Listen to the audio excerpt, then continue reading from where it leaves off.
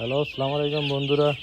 আজকে আমরা আসলাম 14 দিন মানে 4 দিনের মাথায় আজকে কী করতে হবে আপনাদেরকে দেখানোর জন্য বা যারা শিখতে চান তাদেরকে শেখানোর জন্য। আজকে 14 দিনের কাজ চলে।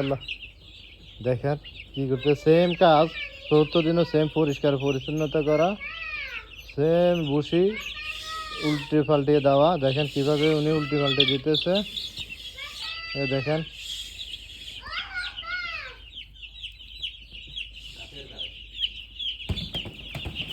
আর আজকে যেহেতু মুরগি একটু বড় হয়ে আসছে 14 দিন, দেখেন উনি এখন বোর্ডিং এরিয়া বাড়াইতেছে।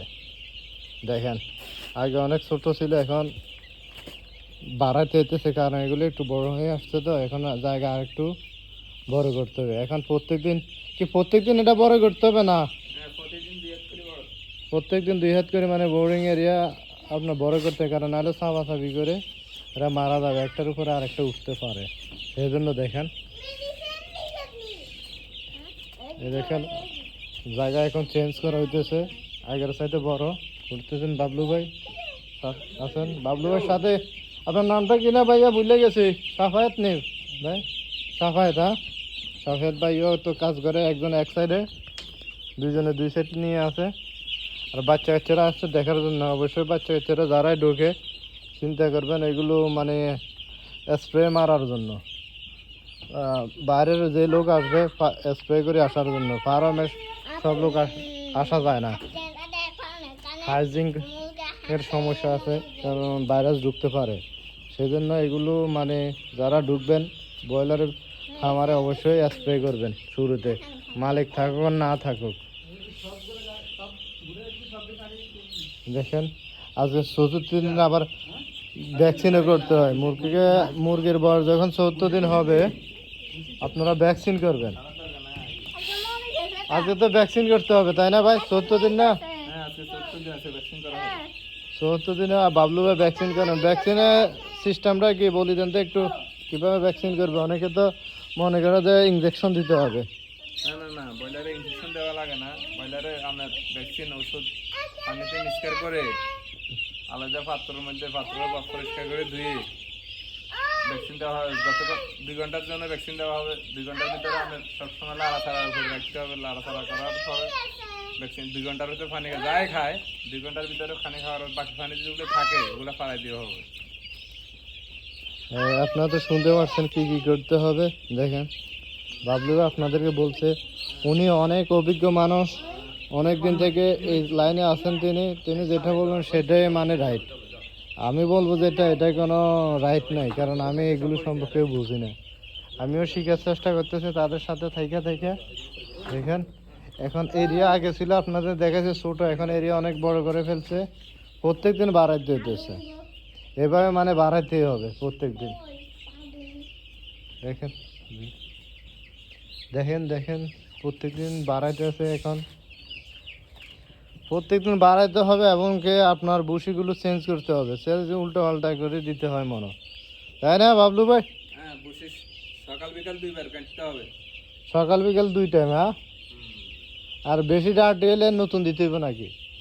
বেশি ডার্টি হয়নি না? বেশি ময়লা হয়ে গেলে ধরেন না 2 দিন পরে ময়লা হয়ে গেলে উপরের ময়লাগুলো আস্তে আঁচড়ায় ময়লাগুলো ফালাই দিয়ে বসে উল্টে দিব। আঁচড়ানোর মেশিনটা দেখান তো একটু, আঁচড়ানোর মেশিনটা।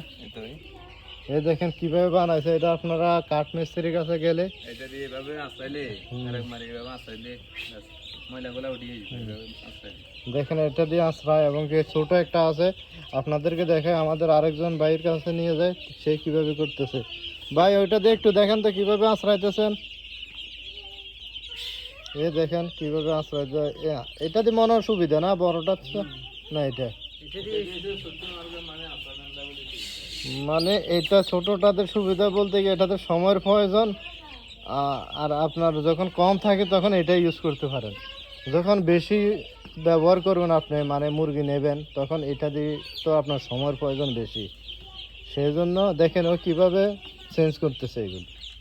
দেখেন কাঁচরাগুলো ফেলে দিতেছে এটা দিয়ে। এটা হলো সিস্টেম। যারা জানেন না আমাকে ফলো করেন, অবশ্যই আপনাদেরকে পুরো মাসের ট্রেনিং দিয়ে দেব, মানে মুরগি বিক্রি করা পর্যন্ত। বড়টা ইউজ করতে পারেন, আপনাদের সময় সময় সেভ হবে, কিন্তু বেশি বেশি মোরগ হলে আর কম মোরগের জন্য বড়টা অবশ্য প্রয়োজন নাই, ছোটোটাই অনেক সুবিধা আপনাদের শর্টভাবে ইউজ করার জন্য বড়টা দিতে ইউজ করতে একটু সমস্যা আছে, অনেক টেক কেয়ার করতে হয়।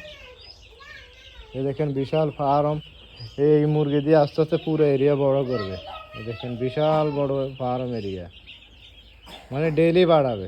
2 হাত করে বলছে না বাবলু ভাই, 2 হাত 3 হাত, যতটুকু প্রয়োজন মুরগি অনুসারে আপনার কতটুকু এরিয়ার প্রয়োজন, কারণ এগুলো আবার একটার উপরে আরেকটা উঠে গেলে ওটা মারা যায়, অক্সিজেন নিতে পারে না। ব্রয়লার মুরগি অনেক সাবধানে পালন করতে হয়, এগুলো অনেক সাবধানতার সাথে কাজ করতে হবে, নাহলে সব মরে যাবে। এগুলো তো অনেক পুঁজি লাগে।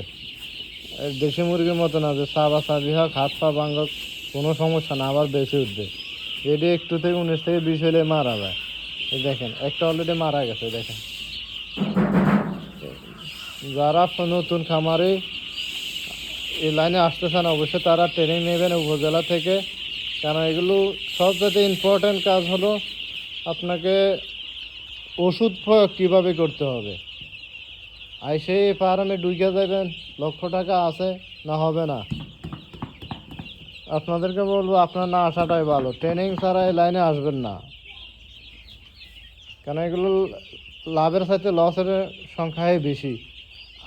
আমার অভিজ্ঞতা থেকে আমি বলতেছি, আমি যতটুকু এটাই চালাই, ফার্মটা চালানো পর্যন্ত বুঝতেছি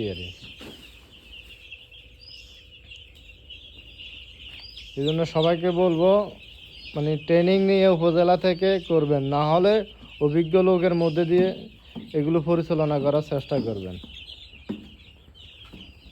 ওকে, আজকের মতো বিদায় নিলাম, আল্লাহ হাফেজ।